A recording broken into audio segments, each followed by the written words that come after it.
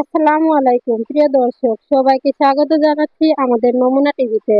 দাবানলে পড়া লস অ্যাঞ্জেলেসে বৃষ্টির পূর্বাভাস। যুক্তরাষ্ট্রের ক্যালিফোর্নিয়া অঙ্গরাজ্যে লস অ্যাঞ্জেলেস 2 সপ্তাহেরও বেশি সময় ধরে ভয়াবহ দাবানলে পড়ছে।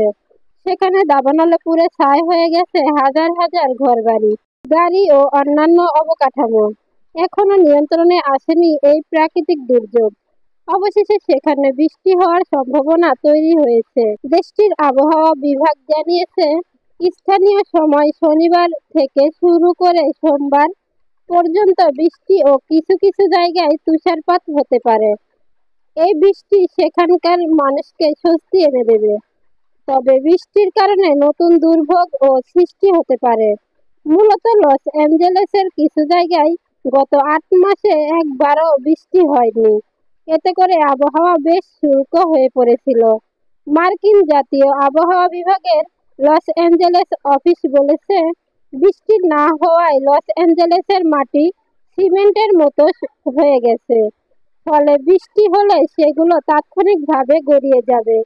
তবে যদি বৃষ্টি ধীরে হয় এবং পুড়ে যাওয়া অঞ্চলগুলো পানি শোষণ করে নিতে পারে, তাহলে বৃষ্টি উপকারী হবে।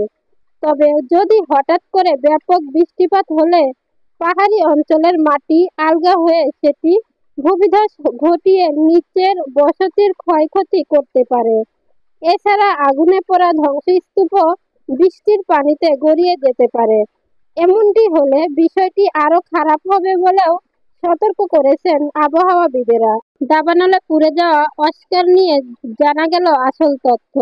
যুক্তরাষ্ট্রের লস অ্যাঞ্জেলেসে দাবানলের আগুনে সাধারণ মানুষের পাশাপাশি ক্ষতিগ্রস্ত তারকারাও। Paris Hilton, Ben Affleck, Jennifer Grey, Cary Elwes সহ বেশ কয়েকজন তারকার বাসভবন পুড়ে গেছে।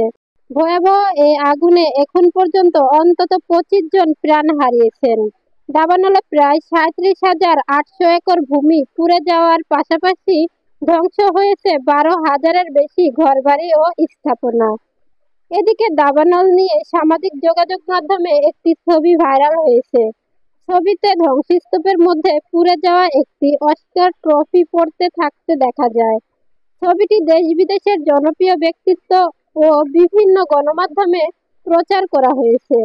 তবে রিউমার স্ক্যানার টিমের অনুসন্ধানে জানা গেছে, ভাইরাল ছবিটি বাস্তব নয়, এটি কৃত্রিম বুদ্ধিমত্তার সাহায্যে তৈরি। অনুসন্ধানে অন্তত 12 জানুয়ারি থেকে ছবিটির অস্তিত্ব ইন্টারনেটে দেখা যায়। বাংলাদেশ সময় সেদিন রাত 9টা 37 মিনিটে পিক্স নামক একটি সাবরেডিটে ছবিটি সিম্বলিজম ক্যাপশনে শেয়ার করা হয়। তবে ওই সাবরেডিটের নিয়ম লঙ্ঘনের অভিযোগে ছবিটি পরবর্তীতে সরিয়ে ফেলা হয়। সাবরেডিটের মডারেটররা ছবিটিকে কৃত্রিম বুদ্ধিমত্তা ব্যবহার করে তৈরি বলে সন্দেহ করেন। তাদের নিয়ম অনুযায়ী স্ক্রিনশট বা এআই জেনারেটেড কোনো ছবি পোস্ট করা নিষিদ্ধ।